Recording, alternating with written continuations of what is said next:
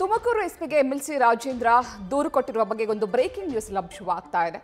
Tumakuru ಎಸ್ಪಿಗೆ MLC Rajendra ದೂರು ನೀಡಿದ್ದಾರೆ. ಕೊಲೆಗೆ 5 ಲಕ್ಷ ರೂಪಾಯಿ ಸುಪಾರಿ ಕೊಟ್ಟಿರುವಂತಹ ಆರೋಪ ಕೇಳಿ ಬಂದಿದೆ. ಎಸ್ಪಿ ಅಶೋಕ್ ಕೆ ವೆಂಕಟ್ಗೆ ದೂರನ್ನ ಸಲ್ಲಿಕೆ ಮಾಡಲಾಗಿದೆ. ನಿನ್ನೆ ಡಿಐಜಿಗೆ ಎಂಎಲ್ಸಿ ರಾಜೇಂದ್ರ ದೂರನ್ನ ನೀಡಿದ್ದು, ಡಿಐಜಿ ನಿರ್ದೇಶನದಂತೆ ತುಮಕೂರು ಎಸ್ಪಿಗೆ ದೂರನ್ನ ನೀಡಲಾಗಿದೆ.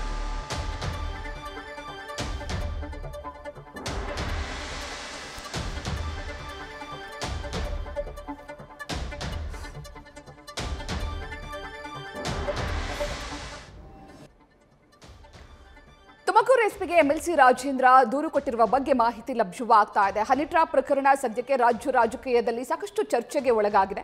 ಈ ಪ್ರಕರಣಕ್ಕೆ ಸಂಬಂಧಪಟ್ಟಂತೆ ಎಂಎಲ್ಸಿ ರಾಜೇಂದ್ರ ನನ್ನ ವಿರುದ್ಧ ಹನಿ ಟ್ರ್ಯಾಪ್ ಆಗಿಲ್ಲ, ಆದರೆ ಕೊಲೆಗೆ ಸುಪಾರಿ ಕೊಟ್ಟಿರುವ ಬಗ್ಗೆ ನನಗೆ ಮಾಹಿತಿ ಇದೆ ಅಂತ ಹೇಳಿದ್ರು. ಈಗ ಅದೇ ವಿಚಾರಕ್ಕೆ ಸಂಬಂಧಪಟ್ಟಂತೆ 5 ಲಕ್ಷ ರೂಪಾಯಿ ಕೊಲೆಗೆ ಸುಪಾರಿ ಕೊಟ್ಟಿರುವ ಆರೋಪದ ಮೇಲೆಗೆ ಎಸ್ಪಿ ಅಶೋಕ್ ಕೆ ವೆಂಕಟ್ಗೆ ದೂರು ಸಲ್ಲಿಕೆ ಮಾಡಿದ್ದಾರೆ.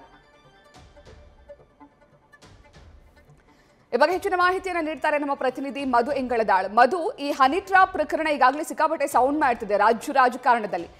ಈ ಸಂದರ್ಭದಲ್ಲಿ ರಾಜೇಂದ್ರ ಅವರು ನನ್ನ ಮೇಲೆ ಹನಿ ಟ್ರ್ಯಾಪ್ ಆಗಿಲ್ಲ, ಆದ್ರೆ ಕೊಲೆಗೆ ಸುಪಾರಿ ಕೊಟ್ಟಿದ್ದಾರೆ ಅನ್ನುವಂತಹ ಮಾತನ್ನ ಹೇಳಿದ್ರು. ಈಗ ಕೇಸ್ ದಾಖಲಾಗಿದೆ. ಈ ಬಗ್ಗೆ ಹೆಚ್ಚಿನ ಡೀಟೇಲ್ಸ್ ಅನ್ನ ನೀಡೋದಾದ್ರೆ? ಖಂಡಿತವಾಗ್ಲೂ ಶಿಕ್ಷಾ, ಏನು ಈಗಾಗಲೇ ರಾಜ್ಯಾದ್ಯಂತ ಸದ್ದು ಮಾಡಿದಂತ ಹನಿ ಟ್ರ್ಯಾಪ್ ವಿಚಾರಕ್ಕೆ ಇದೊಂದು ಬಿಗ್ ಟ್ವಿಸ್ಟ್ ಅಂತಾನೆ ಹೇಳ್ಬೋದು. ಯಾಕೆ ಅಂತಂದ್ರೆ ಇದರಲ್ಲಿ ಎಂಎಲ್ಸಿ ರಾಜೇಂದ್ರ ಅವರು ನನ್ನ ಮೇಲೆ ಹನಿ ಟ್ರ್ಯಾಪ್ ಆಗಿಲ್ಲ, ಬದಲಿಗೆ ಕೊಲೆಗೆ ಸುಪಾರಿ ನೀಡಿದ್ರು, ಹಾಗಾಗಿ ಅನ್ನುವಂತ ಮಾಹಿತಿಯನ್ನ ಅವರು ನಿನ್ನೆ ಅಷ್ಟೇ ಹಂಚಿಕೊಂಡಿದ್ರು.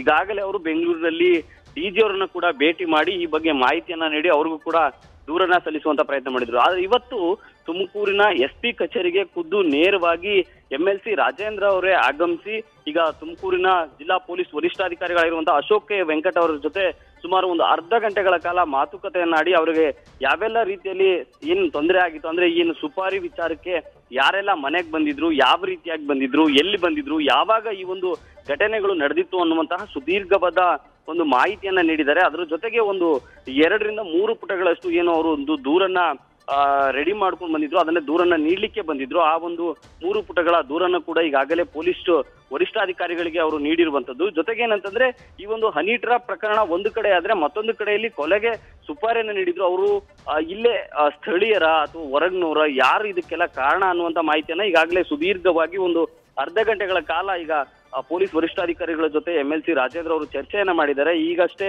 ಅವರು ಎಸ್ಪಿ ಕಚೇರಿಯಿಂದ ಹೊರಗಡೆ ಬಂದು ಒಂದಷ್ಟು ಮಾಹಿತಿಯನ್ನ ನೀಡ್ತಾ ಇದ್ರು.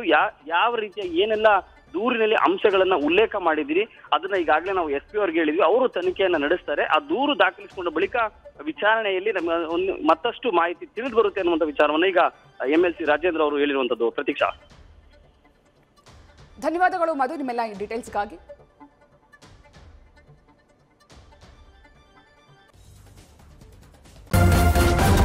ನ್ಯೂಸ್ ಫಸ್ಟ್ ನಿರ್ಭೀತಿಯಿಂದ ನಿಮ್ಮ ಪರವಾಗಿ.